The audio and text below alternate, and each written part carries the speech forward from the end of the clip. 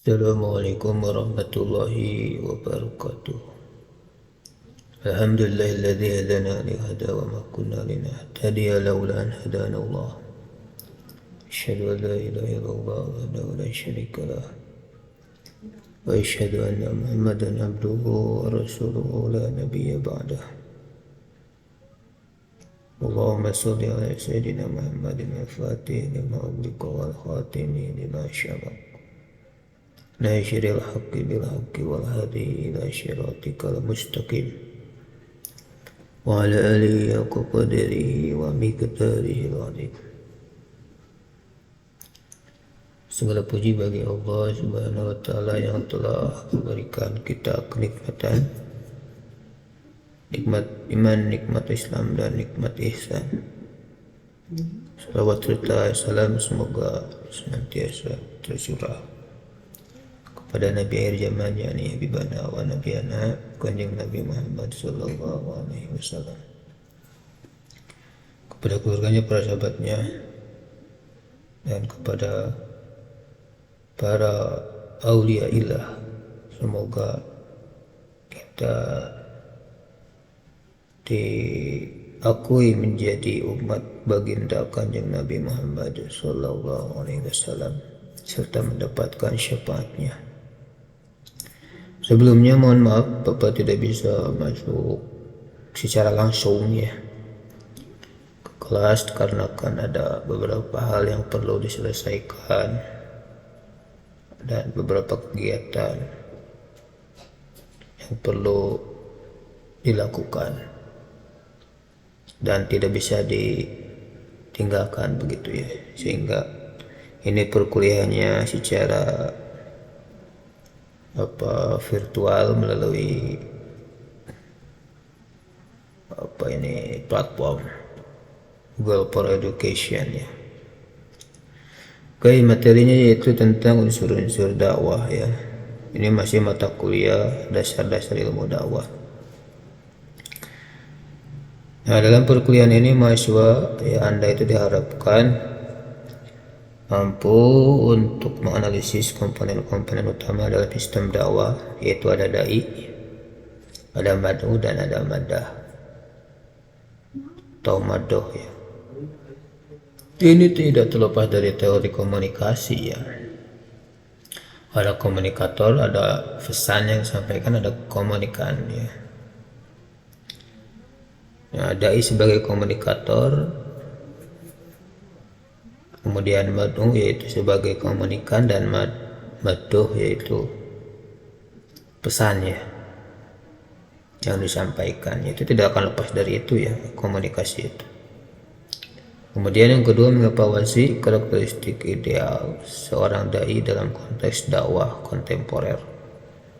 Jadi Anda diharapkan mampu mengetahui karakter ideal seorang dai itu harusnya bagaimana karakteristiknya, atau apa hal-hal yang harus dipenuhi kriteria-kriterianya. Yang ketiga yaitu mengklasifikasikan tipologi mad'u berdasarkan berbagai kriteria sosial, psikologis, dan spiritual. Mad'u itu adalah komunikan ya, atau jamaah. Ini mad'u itu kita harus bisa mengklasifikasikan berbagai kriteria sosial, psikologis, dan spiritual. Apakah ada ya generasi Z, generasi milenial, generasi baby bomber ya, dan lain-lain. Kemudian secara psikologis dan spiritualnya bagaimana?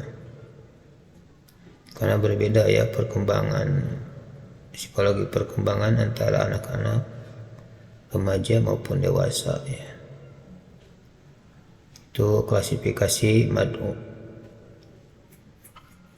yaitu jamaah ya. Keempat yaitu merancang strategi pemilihan materi dakwah, itu madoh ya, yang sesuai dengan karakteristik mad'u. Kita harus merancang strategi pemilihan materi. Misalnya kalau materi untuk generasi baby bomber ya, atau yang udah tua, itu berarti materinya tentang fikih ya, tentang persiapan alam, bagaimana amalan, memperbanyak amalannya menjelang meninggal atau menjelang wafat. Tentang fikih boleh ya, tentang alam kubur ya, tentang apapun itu, tentang tauhid ya, atau tentang akidah. Kalau untuk mad'unya atau jamaahnya atau audiennya itu adalah generasi milenial dan apa, maka bagaimana materinya tentang bermedsos secara bijak, misalnya ya, bermedia sosial, bagaimana etikanya, adabnya, itu contohnya. Kemampuan untuk memilih materi. Kemudian yang kelima, mendemonstrasikan kemampuan interaksi dakwah melalui simulasi peran dai dan mad'u. Nanti Anda harus mendemonstrasikan ya, harus ada yang berperan sebagai seorang dai dan seorang mad'u atau jamaah ya. Nah, nanti ada role play ya, ada yang berperan sebagai dai dan mad'u.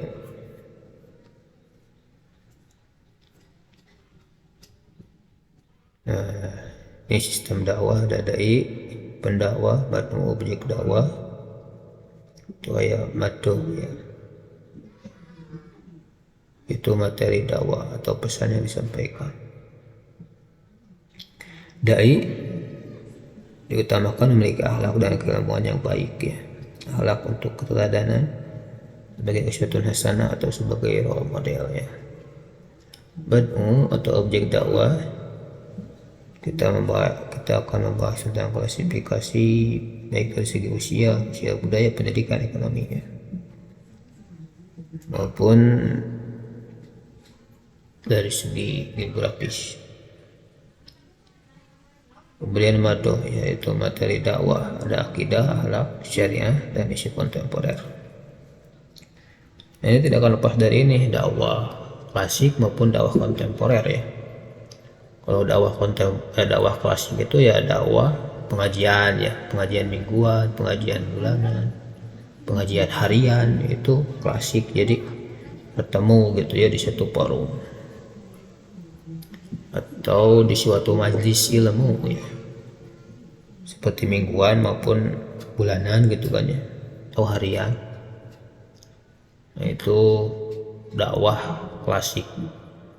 Nah, ada dakwah kontemporer, yaitu dakwah era digital ya, seperti sekarang banyak konten-konten di platform Instagram, TikTok, Facebook ya. Nah, itu disampaikan pesan-pesan dakwah melalui platform tersebut ya. Nah, dakwah sebagai aktivitas komunikasi keagamaan memiliki sistem yang terdiri dari 3 komponen, yaitu yang saling berinteraksi ya, yaitu dai, mad'u, dan mad'uh atau materi dakwah. Yaitu tidak akan lepas dari teori komunikasi ya, ada komunikator, komunikan, dan ada pesan yang disampaikan. Komunikator yaitu dai, komunikan yaitu mad'u, dan pesan yang disampaikan yaitu mad'uh ya. Nah, ini satu kesatuan yang tidak bisa dipisahkan ya antara ketiga tersebut. Nah, dai merupakan individu atau kelompok yang melaksanakan aktivitas dakwah dengan menyampaikan ajaran Islam kepada masyarakat. Nah, jadi ya seperti di berbagai majelis taklim ya, banyak ya para asatidz, para ustadz yang menyampaikan dakwah di masjid-masjid begitu ya. Majelis taklim dari majelis taklim, dari majelis taklim satu ke majelis taklim yang lain. Nah, itu secara etimologis dai berasal dari kata da'a yad'u, dakwatannya yang berarti memanggil ya, menyeru. Dai berfungsi sebagai mediator antara ajaran Islam dengan realitas kehidupan. Jadi dai itu dia sebagai mediator ya, sebagai media antara, karena ada realitas kehidupan dan ada masyarakat. Bagaimana masyarakat ini dia bisa memahami tentang realitas sosial, realitas kehidupan, baik yang berkaitan dengan fikih, kemudian apalagi keimanan, tentang Quran, hadis ya, dan lain-lain. Makanya seorang dai harus wawasannya harus luas ya. Selain dia mampu membaca ayat-ayat qauliyah, baik yang bersumber dari Quran, hadis, ijma maupun qiyas, yang bersumber dari kitab kuning ataupun kitab doros ya, dia juga harus mampu mengkontekstualisasikan fenomena-fenomena kekinian begitu, fenomena-fenomena kekinian. Nah, dai itu harus memiliki akhlak, yaitu sidik, amanah, patonah, tablik, harus sidik, jujur ya, harus amanah. Sidik, jujur dalam arti dia itu harus menyampaikan perkataan-perkataan yang baik ya.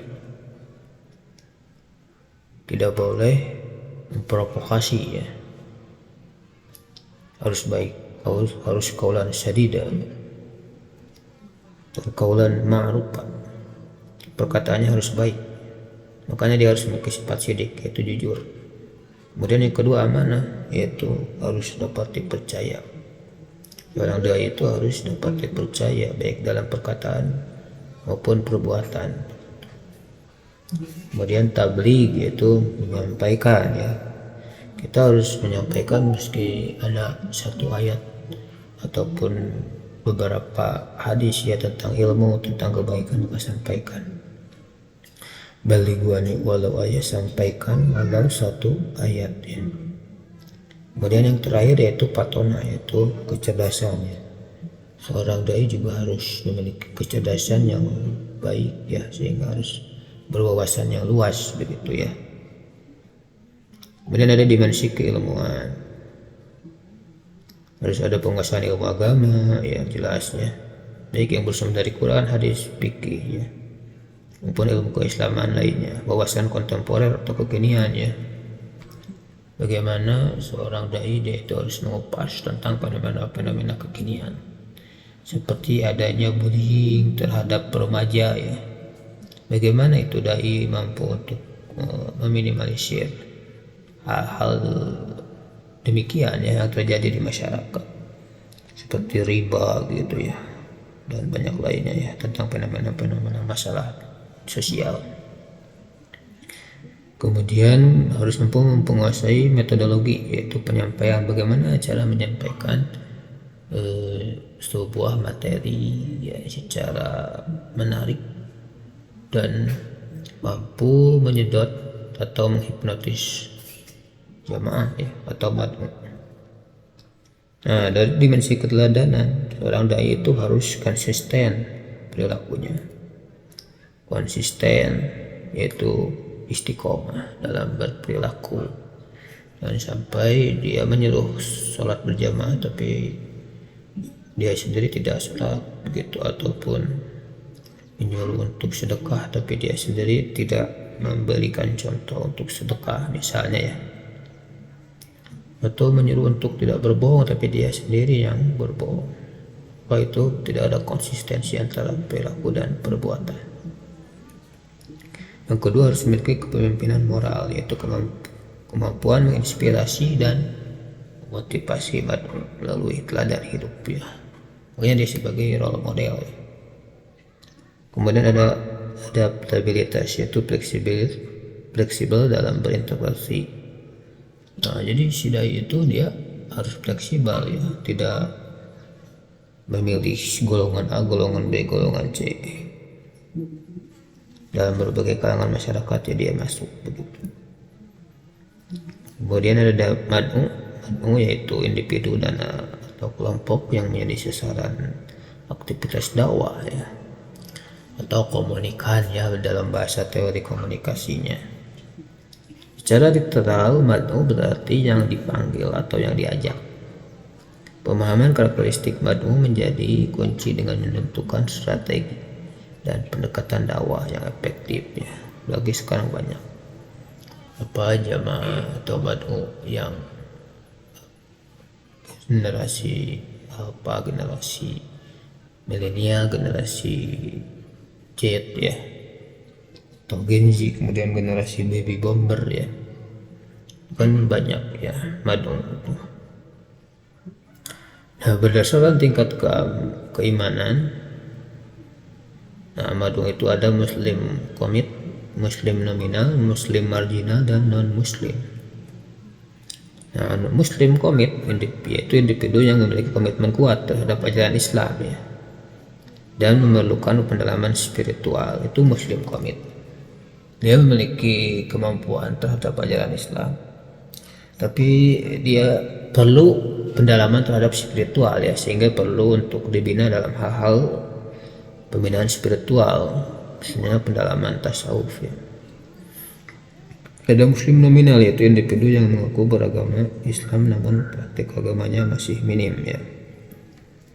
Muslim nominal itu dia mengaku Islam ya, beragama Islam, tetapi dia masih belum sholat ya, dia belum rajin sholat misalnya ya, belum pandai dalam menjaga sholat, belum pandai dalam menjaga lisan misalnya, dia masih pandai menggibah misalnya, itu muslim nominal ya. Kemudian ada muslim marginal, yaitu individu muslim yang terpengaruh paham-paham yang menyimpang dari ajaran Islam mainstream.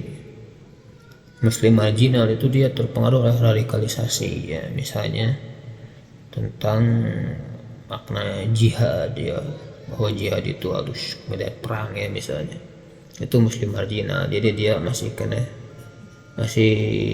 eksklusif, masih tertutup ya. Dia memahami bahwa jihad itu harus ke medan tempur ya misalnya, padahal ada hal yang lebih besar, yaitu jihad memerangi hawa nafsu ya. Nah, jadi itu muslim marginal, itu muslim yang masih terpengaruh oleh paham-paham yang tidak baik seperti radikalisasi ya. Kemudian ada non muslim, yaitu individu yang belum memeluk agama Islam. Nah, ini target madung ya. Nah, di era digital madung itu kan banyak ya orang-orang memakai HP, muslim maupun non muslim banyak ya, sehingga kita harus mampu membuat konten-konten positif ya, baik di Instagram, TikTok, Facebook, ataupun platform lainnya ya. Nah, kemudian berdasarkan kelompok usia, ada anak-anak ya, remaja, dewasa, dan lansia ya. Ini berdasarkan usia ya, klasifikasi madung. Kemudian berdasarkan latar belakang, ada masyarakat urban, masyarakat rural. Masyarakat urban yaitu karakteristik modern, individualistis, dan pragmatis. Biasanya dia tinggal di perumahan ya. Kemudian masyarakat rural yaitu cenderung tradisional, komunalistis ya, komunal, menjunjung tinggi kearifan lokal, itu masyarakat rural ya, itu di pedesaan biasanya ya. Kalau masyarakat urban di perkotaan. Kemudian kelompok etnis tertentu, yaitu individu dan adat istiadat yang khas, seperti kelompok etnis Tionghoa misalnya ya, kelompok etnis Madura misalnya, etnis itu ya. Kemudian etnis Dayak dan lain-lain banyak ya. Komunitas diaspora yaitu muslim yang tinggal di lingkungan mayoritas non muslim ya, misalnya di mana tuh, di Ambon misalnya ya, atau di wilayah-wilayah yang mayoritas non muslim tapi ada muslim, yaitu namanya komunitas diaspora. Manokwari misalnya, di Manokwari kan mayoritas non muslim ya. Kemudian ada yang muslim tinggal di sana, maka itu disebut dengan diaspora. Nah, dari segi pendidikan, Badung itu ada yang berpendidikan tinggi, menengah, dan ada yang rendah, begitu ya. Kalau orang yang berpendidikan tinggi, dia memerlukan penjelasan yang rasional dan argumentasi yang kuat. Sedangkan yang berpendidikan menengah, kombinasi antara pendekatan emosional dan rasional. Kemudian yang berpendidikan rendah, pendekatan pada pendekatan praktis dan aplikatif. Sesuaikan ya, sesuaikan kebutuhan mad'u, begitu ya, sesuai dengan tingkat pendidikannya. Kemudian ada madoh ya, madoh yaitu isi materi dakwah. Ada akidah, ada syariah, ada akhlak. Isu-isu kontemporer ya, seperti moderasi beragama, Islam dan modernitas, pluralisme agama, ekonomi Islam, dan teknologi dakwah. Saya rasa cukupkan ya. Saya rasa cukupkan dulu. Nanti ada tugas ya, dimohon kerjakan di Google Classroom ya. Terima kasih untuk hari ini. Mohon maaf tidak bisa membersamai di kelas ya. Semoga kita diberikan kesehatan dan keberkahan selalu oleh Allah Subhanahu wa taala. Subhanakallahumma wa bihamdika asyhadu an la ilaha illa anta astaghfiruka wa atubu ilaik. Wallahul muwaffiq ila aqwamit thoriq. Wassalamualaikum warahmatullahi wabarakatuh.